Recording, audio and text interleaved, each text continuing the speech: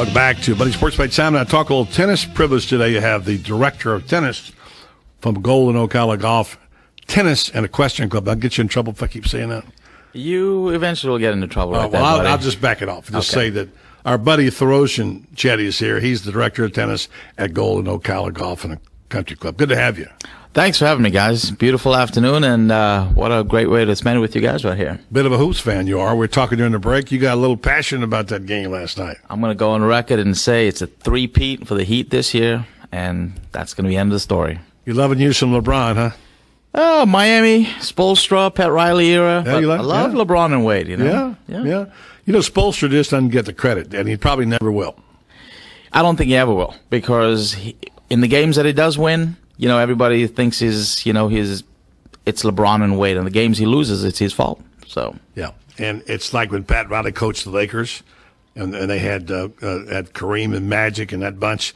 They said all he's got to do is roll the basketball out on the court to win. No, you have to manage the egos. You know, the egos are there. The cool thing about Spoelstra, started as the video guy for the Heat. Yeah. Well, it happens to a lot of guys. I started the league. So did Vogel. Yeah, Vogel was the video guy. Yeah. I guess maybe we want to start working on video. Maybe that's a little better deal there, you know, for those kind of salaries. Well, it's good to have you.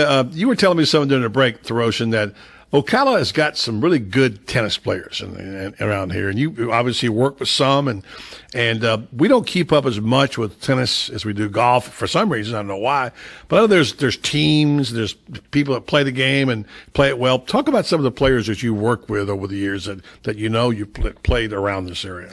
Yeah, you know, first of all, I mean, Ocala is definitely overlooked with regards to, you know, tennis talent. You know, there's definitely a rich heritage here in you know, from the 60s, 70s, and 80s, and just learning about it is pretty incredible. But the current state of tennis in Ocala is just absolutely at an ultimate high. You know, you got tons of people playing. At Golden Ocala, we've got a bunch of awesome juniors. I've worked with a few up and coming and just tennis-rich juniors. A kid by the name of Corey Forrest, who was Ocala's #1 junior for 2 or 3 years. I've worked with a girl by the name of Maria McKay, who was top 10 in the nation. So definitely a rich talent pool here in Ocala. For such a small town, we definitely have some up-and-coming rising stars. We were having a conversation before, and we were talking about the early 70s back in the era, and I remember it well, when golf was popular. Nicklaus was at the top of his game. He was a dominant player. There were Watson, other guys, Trevino. But tennis was really popular. You know, obviously, we had those great matches going on in Wimbledon. And at one point, really, golf and tennis were neck and neck in popularity. And then golf kind of took off, and tennis didn't, although it did well, it didn't thrive as much. Why do you think that happened?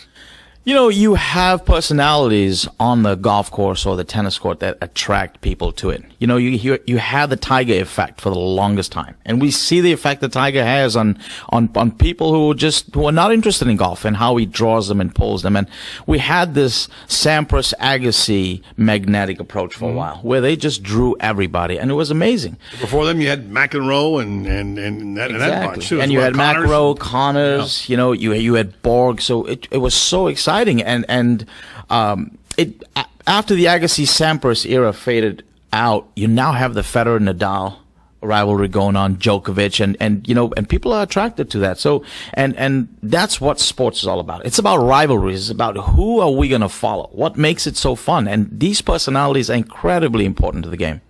You know, your young players, they reflect the personalities of the players who are the stars they watch. I mean, you'll always see someone who's going to mimic a LeBron in basketball, whatever. In tennis, you teach a lot of youngsters. Is there any player that the girls or boys emulate that are professional players that you see? Yeah, on the female side, a lot of the younger girls are looking to emulate a Maria Sharapova or Serena. I mean, they just in awe of their power.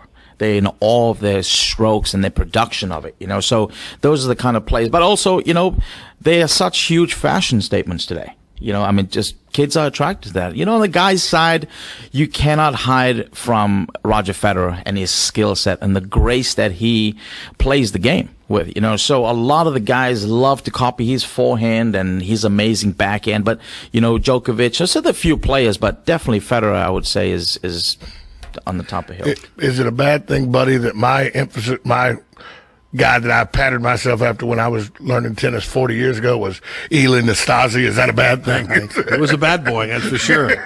First time I ever saw a tennis match I saw play was Rod Laver. I saw him play back in Exhibition. What an amazing style. Yeah, and the redheaded guy he was. I got a chance to see him play it early. And then we've had obviously some great female stars, you know, over the years. But like you say, it's like you mentioned Tiger. This U.S. tennis needs a tiger, and you know, of course, tigers are hard to come by. But that kind of player who goes and dominates and wins and has that 100-mile-an-hour serve, and you know, can play at the baseline and go to the net, whatever. It's just. You know, that's exactly it. I mean, U.S. tennis is struggling right now because there's no Agassi, there's no Sampras. We need that Tiger effect, you know, and we're just hoping that guy or girl arrives. I mean, I think Serena and Venus had that effect for a while, and they're kind of fading out right now, you know, focusing on the business aspects of their life. But on the men's side, we need that player who's going to pull kids, you know, from left, right, and center from different sports to come into tennis, and we'll wait for that day. We thought Andy Roddick was going to be it. He wasn't it. We thought James Blake would be it. He didn't end up being it. Are there any up-and-comers that you see in the junior ranks at 14, 15, 16 that you hear about that could be that person? You know, it's difficult to say because just when you place a target on a particular player, they fade out. You know, just like Andy Roddick, so many people had their hopes pinned on him. And, you know, he won one title and he faded out. So it's so difficult to really pinpoint it until they come through the ranks and prove themselves, you know, and then hopefully keep people's hopes up and alive and well.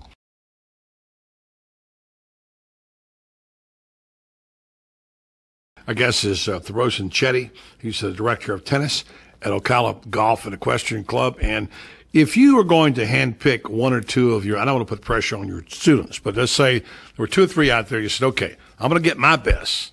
And I'm going to go across town, I'm going to play Buddy's best. I'm going to get my best. We're going to go head-to-head to match. And you wanted some players you felt like they're on their way up, you could count on. Which players would you handpick from your group of kids that you're working with right now? In terms of age and just say young 15, 16, 17-year-old competitive kids who were, you know, juniors, advanced juniors who could compete at that level. You know, we have a 6-year-old right now. 6 years old. 6-year-old. Wow. That has the ingredients and the chemistry to be unbelievably awesome. I'm almost afraid to say her name because I don't want her to say her, right? It's a young man. It's a man. Okay. His name is Ethan Laird. Ethan Laird. Ethan Laird. You heard it first. Here it is, 5/25 on the 21st of May, 2014, and we've heard the name of Ethan Laird. Laird. Okay, got it written down here. Absolutely. Now you said it. Okay. And not to discount his older brother, who's 9 years old. Yeah. What's his name? He is Ty Laird. Okay. Ty Laird. Yeah. Obviously, the Laird folks like tennis. They do. They do. And we also have another young lady, Madison. Madison is unbelievable 7-year-old. 7-year-old. Yeah, she is just. Well, how do you know at 6 and 7 that they're that good? You know, not only is there physical ability there, where they can hit the ball, you know, 10, 15 times over the net without missing, but we're looking for those qualities, those intangible qualities that, hey, once the lesson is done, what are they doing? They're grabbing the ball. They're hitting against the fence. They want to play more. That hunger is there. That determination is there without anybody pushing them. And these are the qualities that you're looking for. And when you do find it, you actually grab them and you're like, I need to work with these kids. So now you're a teacher, and a gift to you is getting a young person like this. How excited do you get when you see somebody thinking, this kid could be something special?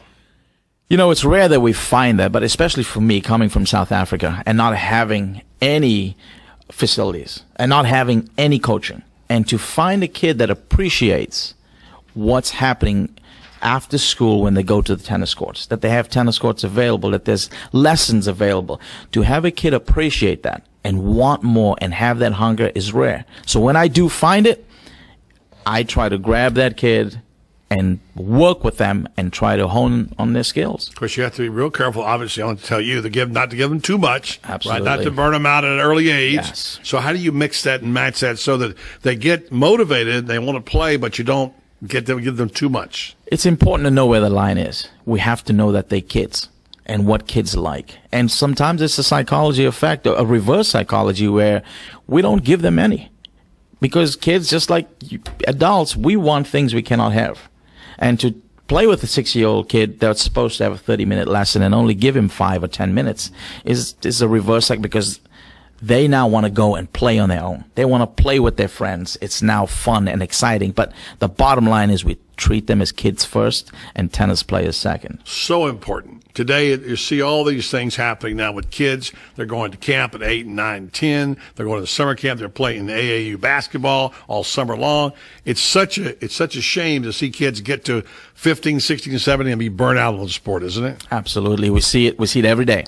Every single day, where parents live vicariously through their kids, and it pushes them away. So. Thiroshan, give us a number if people are interested in taking tennis lessons, want to know more, where they can reach you, if that's possible, and how they can contact you, and they want to know more about the Golden Ocala. Absolutely. Visit us on our website at goldenocala.com, and our telephone number is 352-402-4351. We have a ton of amazing summer programming going on. So you have clinics and things like that as well? So. Yes. We have kids clinics, we have adults clinics, and lots of awesome tennis. Great. Thiroshan, before we let you get out of here, the French Open is coming up. Give us your pick for the French Open. I'm going to be biased, and although he's not going to do too well, I'm going to go with Sir Roger Federer. Still got it, huh? You think Federer still got it, huh? He's done such amazing things for tennis, and I'm hoping he gets one more before he retires. Yeah, I would too. I just hope he'll just keep interested long enough, because he's been a great player for the game, without question. Thiroshan, thanks so much for being with us. Appreciate it. Guys, I had fun. Thanks for having me. All right, Thiroshan Chetty from Golden Ocala Golf and Equestrian Club.